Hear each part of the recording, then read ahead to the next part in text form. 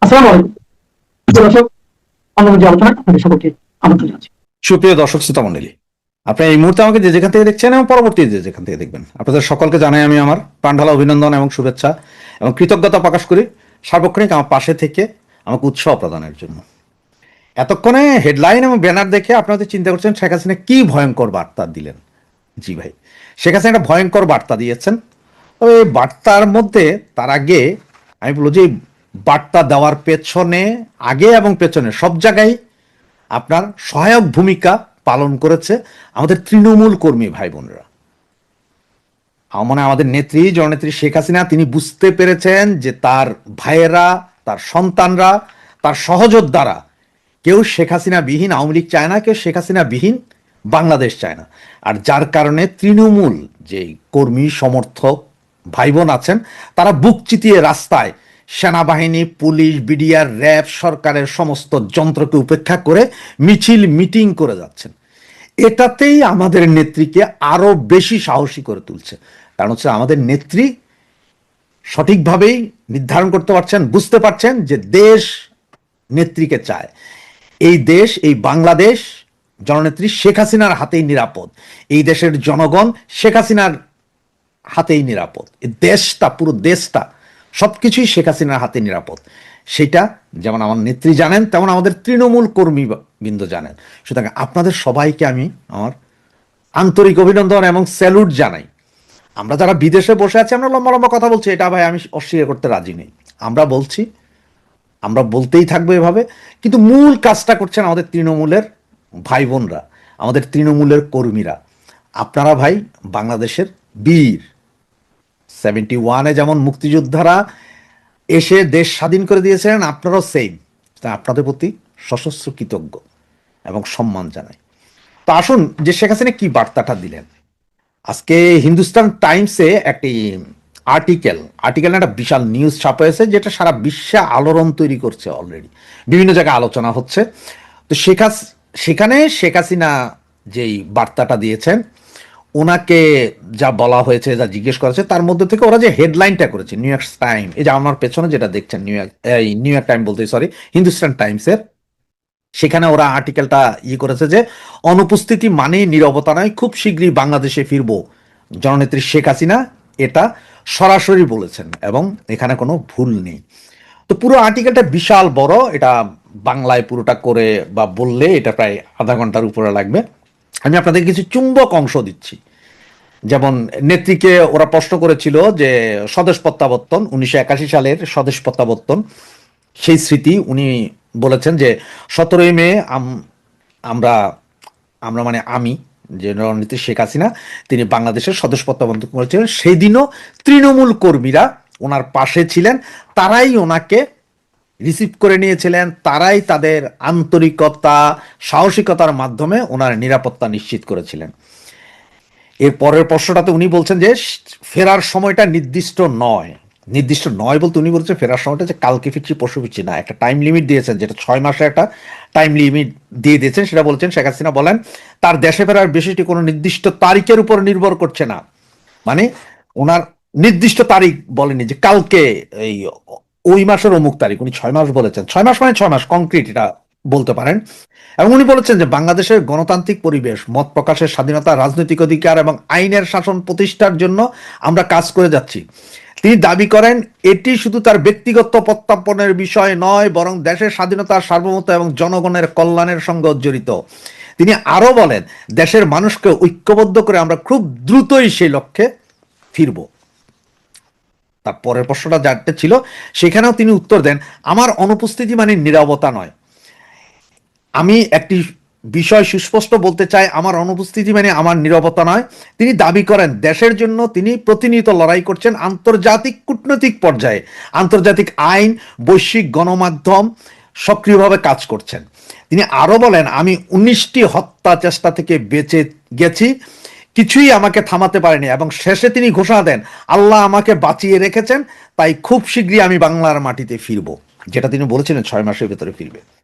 এরপরে ওনাকে সাংবাদিকরা প্রশ্ন করেন যে আওয়ামী লীগ নিষিদ্ধ হলেও কি দল ফিরবে, তিনি বলছেন যে আওয়ামী লীগ নিষিদ্ধ হলো দল ফিরবে। তিনি বলেন আওয়ামী লীগ নিষিদ্ধ থাকা এবং তার বিরুদ্ধে একাধিক মামলার বিষয়ে প্রশ্ন করলে শেখ হাসিনা বলেন আওয়ামী লীগ জনগণের দল, বন্দুকের জোরে বা ক্ষমতার আশীর্বাদে এই দলের জন্ম হয়নি। তিনি বলেন কাগজে লেখা কোনো নিষেধাজ্ঞা আওয়ামী লীগকে দমন করতে পারবে না। যদি নিষেধাজ্ঞা দিয়ে আওয়ামী লীগকে থামানো যেত তাহলে বাংলাদেশের জন্মই হতো না। নেত্রী এই বিষয়টা বলেছেন এবং নেত্রী বলছেন নিষেধাজ্ঞা আসলে ভয়টা হচ্ছে যে বর্তমান সরকারের।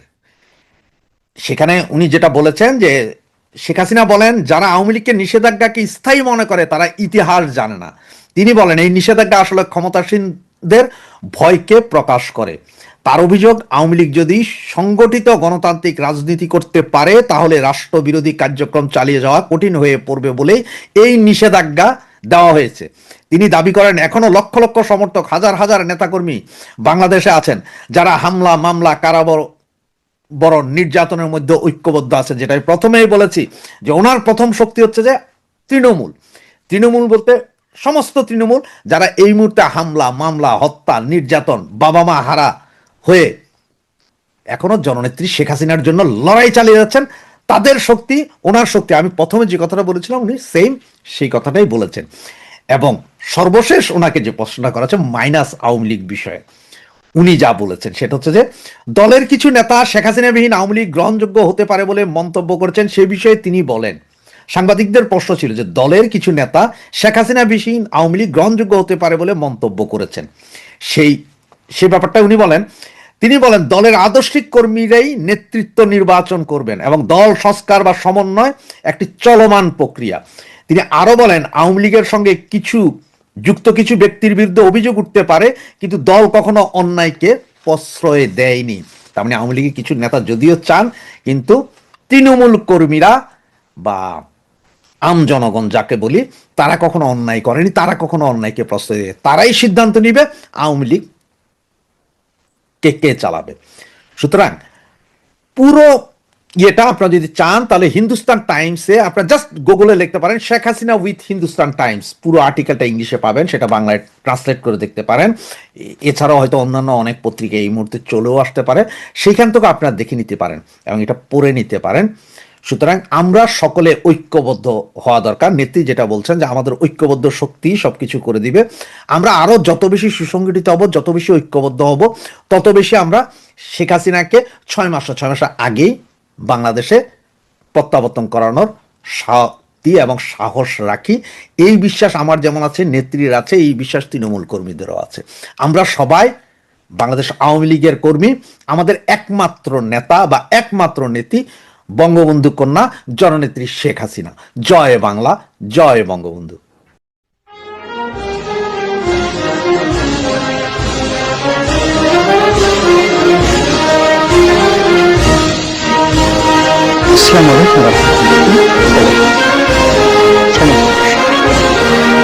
পাবনার রূপপুরে দেশের একমাত্র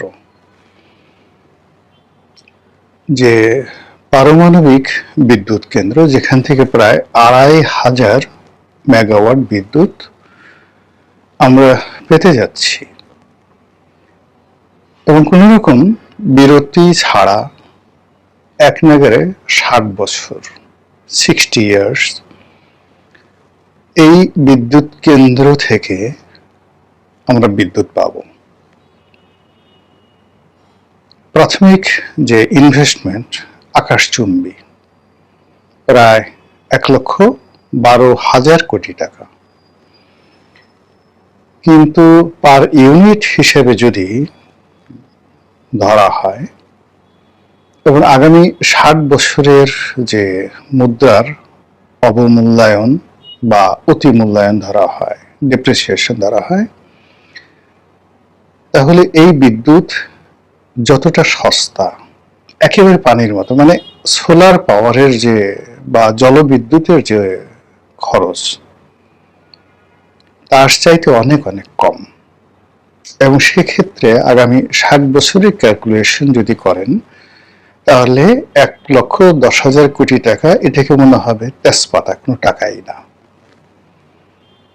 এই বিদ্যুৎ কেন্দ্র চালু হতে যাচ্ছে এবং আগামী আগস্ট মাসে, মানে এটা হলো আজকে যে ভিডিওটা করছি এপ্রিল মাসের শেষ দিন, আগামীকাল 1 মে, মে, জুন, জুলাই, আগস্ট মাসে এটি জাতীয় গ্রিডে যুক্ত হবে। ইতিমধ্যে পরীক্ষামূলকভাবে এটি চালু করা হয়েছে এবং এখানে জ্বালানি লোড করা হয়েছে, মানে যে ইউরেনিয়াম, এই ইউরেনিয়াম এখানে ঢুকানো হয়েছে এবং এটা এখন চলছে।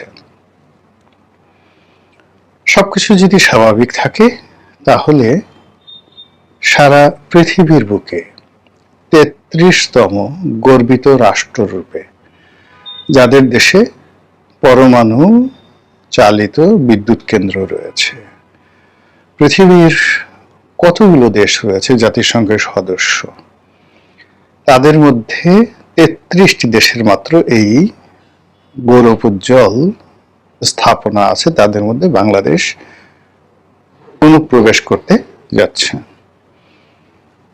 এটা আমাদের জন্য অতি গর্বের, পুরো জাতি এর জন্য গর্বিত। এবং এই পারমাণবিক চুল্লির সঙ্গে, এই পারমাণবিক বিদ্যুৎ কেন্দ্রের সঙ্গে এবং বাংলাদেশের মতো একটি জায়গাতে, জনবহুল একটি রাষ্ট্রে পারমাণবিক বিদ্যুৎ কেন্দ্র স্থাপন করার মতো যে প্রচন্ড দুঃসাহস দরকার, যেটি পাকিস্তান জমানাতে আইয়ুব খানও সাহস পাননি। এই দুঃসাহসিক কর্মের সঙ্গে যারা জড়িত, বিশেষ করে পাবনার জনগণ, তাদের মধ্যে নানা রকম বিভ্রান্তি ছড়ানো হয়েছিল, যেখানে কোনো দুর্ঘটনা ঘটলে পুরো জেলা শেষ হয়ে যাবে। তারা রাস্তায় নামতে পারতেন, বিদ্রোহ করতে পারতেন, কিন্তু সেটা না করে পুরো এলাকাটিকে একটি ক্ষুদে রাশিয়া বানানো হয়ে গেছে। অর্থাৎ সেখানে শত শত রাশিয়ান ইঞ্জিনিয়ার, কর্মকর্তা, কর্মচারী তারা সেখানে আছেন এবং ওখানে যে একটা পরিবেশ, না গেলে কেউ বুঝতে পারবেন না।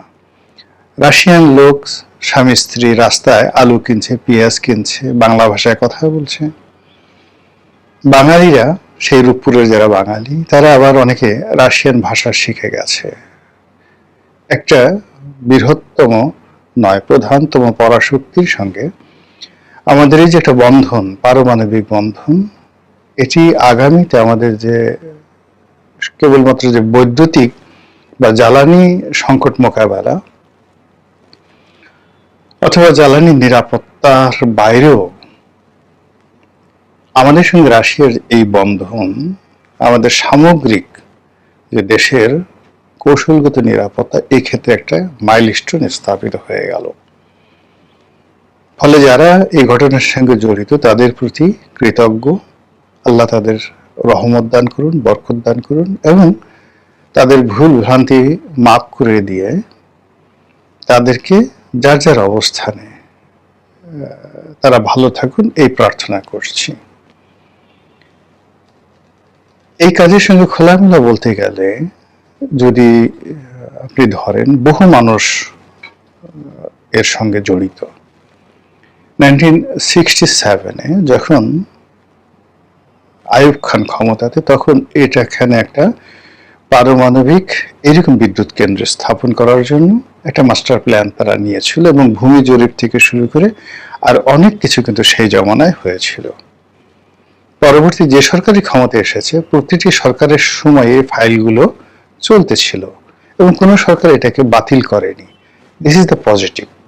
অর্থাৎ বঙ্গবন্ধু সরকার, জিয়াউর রহমান সরকার, পরবর্তীতে যারাই আসছে, এমনকি খন্দকার মোশতাক আসছে, এই যে রূপপুর পারমাণবিক প্রকল্পের যে প্রস্তাবনা, এই প্রস্তাবনাটি কখনো কোনো সরকার রিজেক্ট করেনি। যদি রিজেক্ট করা হতো, শেখ হাসিনার পক্ষে আসলে এটা নতুন করে চালু করা সম্ভব ছিল না। This is the first thing. ফলে we must show our gratitude and gratefulness towards all government official and political parties as well as the government belongs to the power in the previous days. এটা বুঝতে হবে, ungrateful হলে চলবে না। তো সেই অর্থে সিংহভাগ কাজ শেখ হাসিনা করেছেন, তাকে প্রশংসা করতেই হবে। There is no way. Mister Vladimir Putin আমেরিকাকে টেক্কা দিয়ে শেখ হাসিনার সঙ্গে একটা বন্ধুত্ব সম্পর্ক স্থাপনের জন্য বাংলাদেশে 90,000 কোটি টাকা বিনিয়োগ করেছে। এবং রাশিয়ার অর্থনীতি ভালো না, তারা যে সময়টাতে বিনিয়োগে এসেছে সেই সময়টাতে রাশিয়ার অর্থনীতি ভালো ছিল না। তো সেই অর্থনীতি থেকে 90,000 কোটি টাকা বের করে সেই টাকা বাংলাদেশের মতো একটা তৃতীয় বিশ্বে তারা বিনিয়োগ করেছে। এই জন্য রাশিয়ান সরকারকে সম্মান দিতে হবে, ধন্যবাদ দিতে হবে। যেভাবে 1971 সনে রাশিয়ার সহযোগিতা না থাকলে আমরা কোনোদিন স্বাধীনতা পেতাম না, আমেরিকা আমাদের কুটি কুটি করে কেটে ফেলত। দ্বিতীয়ত, স্বাধীনতার পরে আমাদের বন্দর, অবকাঠামো, কর্ণফুলীর চ্যানেল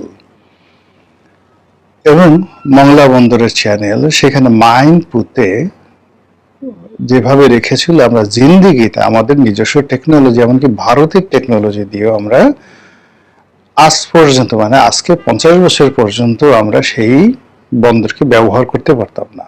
পাকিস্তানিরা যাওয়ার সময় আমাদের এই সকল বড় বড় ব্রিজ, কালভার্ট থেকে শুরু করে যেখানে যেখানে নৌ চলাচলের রুট রয়েছে সেখানে তারা মাইন পুঁতে গিয়েছিল। যেভাবে এখন ইরান হরমুজে মাইন পুঁতে রেখেছে, আমেরিকা সেখানে কিচ্ছু করতে পারছে না। তো সেই মাইনগুলো কারা তুলেছিল? এই রাশিয়া, আমাদের পরীক্ষিত এবং আমাদের প্রমাণিত বন্ধু। So we must pay our gratefulness, gratitude and homage, আনুগত্য রাশিয়ার সরকারের প্রতি। যে জাতি কৃতজ্ঞ নয়, আল্লাহ কখনো তাদের প্রতি নিয়ামত দেন না। নিয়ামতের শুকরিয়া আদায় করতে হয়। এই প্রকল্প বন্ধ ছিল ডক্টর মোহাম্মদ ইউনূসের জামানাতে, কিন্তু তিনি এই প্রকল্পের পথে বাধা তৈরি করেননি। এই প্রকল্পের ঋণ পরিশোধ করেছেন, তাকে যে যাই বলেন না কেন, এবং রাশিয়ান সরকারের সঙ্গে ওই সময়টিতে তারা সম্পর্ক নষ্ট করেননি। এই জন্য ডক্টর মোহাম্মদ ইউনূসের সরকার, জ্বালানি মন্ত্রণালয়, জ্বালানি উপদেষ্টা যিনি ছিলেন তাকেও ধন্যবাদ দিতে হবে। এবং ওই সময়টাতে রাশিয়ার এই যে 90,000 কোটি টাকা ঋণের যে কিস্তি, এই কিস্তি নিয়ে ভীষণ রকম জটিলতা তৈরি হয়েছিল। সেই জটিলতা হলো এরকম যে রাশিয়া চাচ্ছিল যে তাদের অর্থ রুবলে দেয়া হোক। এই কারণ হলো ডলারে এই পেমেন্ট নেওয়ার মতো তাদের রাশিয়ান সরকারের কোনো ক্যাপাবিলিটি ছিল না। এর কারণ হলো মার্কিন যুক্তরাষ্ট্রের নিষেধাজ্ঞার কারণে কোনো ব্যাংক ডলারে পেমেন্ট নিচ্ছিল না। এদিকে বাংলাদেশের যে অবস্থা, সেই অবস্থায় রুবলে পরিশোধ করা বা ইয়েনে চায়নাকে পরিশোধ করে চায়নার মাধ্যমে বা রুবলে পরিশোধ করা, এই যে একটা জটিল অবস্থা, সেই জটিল অবস্থা তারা মোকাবেলা করতে পারছিল না। এর বাইরে যেটা ছিল সেটা হলো যে এই টাকা, মানে একটা বিশাল অ্যামাউন্টের একটা টাকা, এটা not less than 1 billion or $1.5 billion. এই টাকা সেন্ট্রাল ব্যাংক, বাংলাদেশ ব্যাংক এটাকে আলাদা করে রেখেছিল এবং বারবার রাশিয়াকে বোঝানো হচ্ছিল যে আমাদের টাকার কোনো সমস্যা নেই, এই দেখো টাকা আমি আলাদা করে রেখেছি, তোমার যেভাবে সমস্যা তুমি গ্রহণ করতে পারছো না, আমারও একই সমস্যা, আমি রুবলে টাকাটা দিতে পারছি না। ফলে কি হলো, রাশিয়া কিন্তু এই প্রকল্পের যে বাকি কাজ, এটা টাকা দেওয়া হয়নি এজন্য বন্ধ রাখেনি, তারা সেই কাজ চালিয়ে গেছে। তৃতীয়ত, এই যে 2 মাসের সরকার তারেক রহমান সাহেব, তার সরকার আসার পরে এই সরকারের প্রকল্পের যারা লোকজন আছেন তারা ইচ্ছে করলে এটাকে ডিলে করতে পারত, ঝামেলা করতে পারত, বাজে কথা বলতে পারত, কিন্তু তারা এই প্রকল্পটি অতি দ্রুত চালু করার সকল ব্যবস্থা নিয়েছে। এই জন্য আওয়ামী লীগের লোকজন আছে, তাদেরও উচিত এই বর্তমান সরকারের প্রতি কৃতজ্ঞ থাকা। এটাই গেল নীতি কথা। এর বাইরে কিছু নোংরামি হচ্ছে। নোংরামি সরকারের ঊর্ধ্বতন পর্যায়ে বা বিএনপির ঊর্ধ্বতন পর্যায়ে কেউ করছে কিনা আমি বলতে পারবো না, কিন্তু যেটা হচ্ছে যে এখানে বলা হচ্ছে যে শেখ হাসিনার এখানে কোনো ক্রেডিট নেই, সে যা কিছু করেছে সেটা হলো এখান থেকে সে $5 বিলিয়ন চুরি করেছে, দেশের বাইরে পাচার করেছে। এটা একেবারে অথর্ব, একেবারে বাজে কথা, এবং এটা বলতে গেলে একেবারে অসম্ভব। আপনি বোঝার চেষ্টা করুন, রাশিয়ার সরকার পুতিন সরকার তাদের যে জ্বালানি মন্ত্রণালয়, সেই জ্বালানি মন্ত্রণালয় এবং তাদের যে পরমাণু যে বিভাগ রয়েছে গ্যাসপ্রম, তার মাধ্যমে এই বিনিয়োগটা এখানে করেছে। কাজে এখানে টিউলিপ সিদ্দিকী শেখ হাসিনাকে $5 বিলিয়ন, মানে রাশিয়ার মানে যেখানে টোটাল $5 বিলিয়ন মানে প্রায় 62,000 কোটি টাকা, তো টাকা দিল 90,000 কোটি টাকা। তাও এখনো পর্যন্ত সেই 90,000 কোটি টাকা পুরোটা কিন্তু দেওয়া হয়নি। হয়তো 80,000 কোটি টাকা এখন পর্যন্ত তারা বিনিয়োগ করেছে, বাকি আরো ধাপে ধাপে তারা বিনিয়োগ করবে, আরো 2-3 বছর লাগবে তাদের এই 90,000 কোটি টাকা বিনিয়োগ করতে। তারা এ যাবৎকালে ধরুন আজকের দিন পর্যন্ত সাকুল্য হয়তো 70,000 বা 80,000 কোটি টাকা, 70,000 কোটি টাকা তারা বিনিয়োগ করেছে। আর 70,000 কোটি টাকা থেকে তারা শেখ হাসিনাকে আরো 4-5 বছর আগে 60,000 কোটি টাকা তারা দিয়ে দিয়েছে। তাহলে এই প্রকল্প মাত্র 10,000 কোটি টাকায় হয়েছে। এর চেয়ে গাঁজাখুরি গল্প, এই গল্প যারা সাজিয়েছে, এই গল্পের যারা নায়ক, এরা যদি সরকারের সাথে থাকে, এই সরকারের ডুবতে খুব বেশি দেরি লাগবে না। আর ডুবার জন্য বঙ্গোপসাগরে যাইতে হবে না, এই যে তারেক রহমান সাহেব যে ছোট ছোট খাল কাটছে, সেই খালের মধ্যে ডুবে এদের মরতে হবে। কাজে এই ধরনের অপপ্রচার যারা ছড়ায়, দে শুড বি পানিশড, তাদেরকে পানিশড করতে হবে। কেউ কেউ বলার চেষ্টা করছে যে এই সমস্ত প্রকল্প জিয়াউর রহমান এর জামানাতে হয়েছে, বেগম যে এগুলো সবকিছু ইনিশিয়েট করেছে। আমি তো বললাম যে প্রত্যেকটা সরকারি এখানে ইতিবাচক দিক আছে, যার যতটুকু প্রাপ্য we must say yes thank you, কিন্তু নট মোর দেন দ্যাট। এই বিষয়গুলোকে বাদ দিতে হবে। এবং সর্বশেষ যেটা হচ্ছে যে আওয়ামী লীগের লোকজন কিন্তু এখন বলার চেষ্টা করছে যে ঠিক আছে, এখানে জিয়াউর রহমানের ভূমিকা আছে, ভালো কথা, এখানে তো পরমাণু বিজ্ঞানী ডক্টর ওয়াজেদ মিয়া, তারও ভূমিকা আছে। হ্যাঁ, অবশ্যই আছে।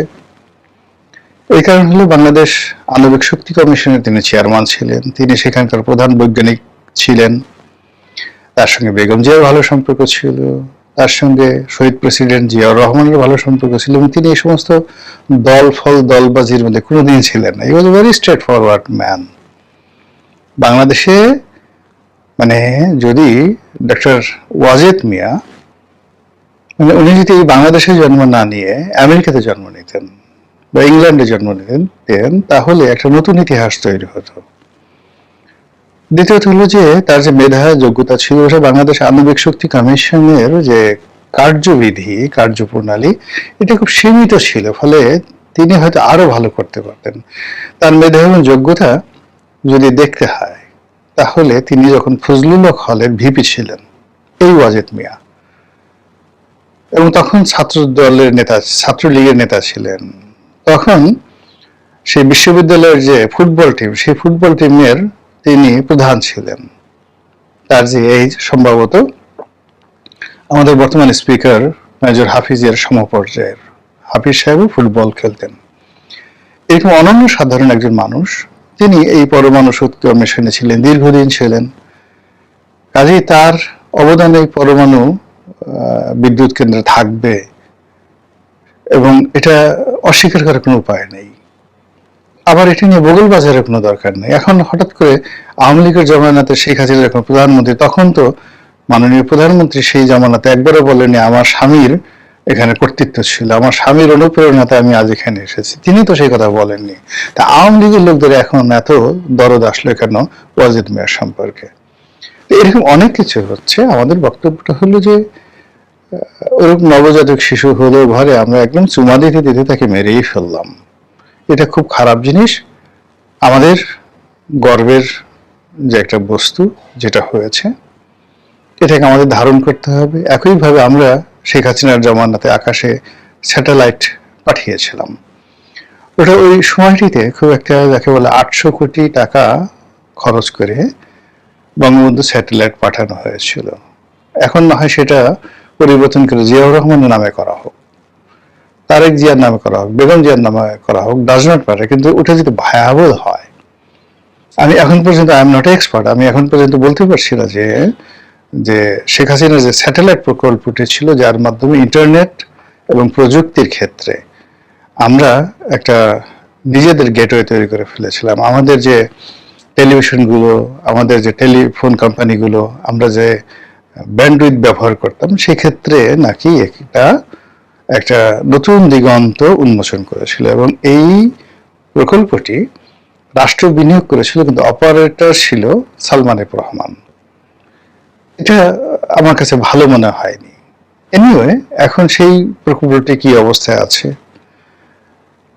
সেটা চালু করা যাবে কিনা, বাট একটা যদি ভায়াবল হয়, আকাশে বাংলাদেশের একটা স্যাটেলাইট আছে, এটা আমাদের জন্য একটা গর্বের বিষয়। এরকম অনেকগুলো বিষয় রয়েছে শেখ হাসিনার জামানাতে করা হয়েছে, এগুলোকে চালু রাখতে হবে যদি এগুলো ভায়াবল হয়। মহান আল্লাহ আমাদের সবাইকে হেদায়েত দান করুন, হেফাজত করুন। আসসালামু আলাইকুম ওয়া রাহমাতুল্লাহি ওয়া বারাকাতুহু।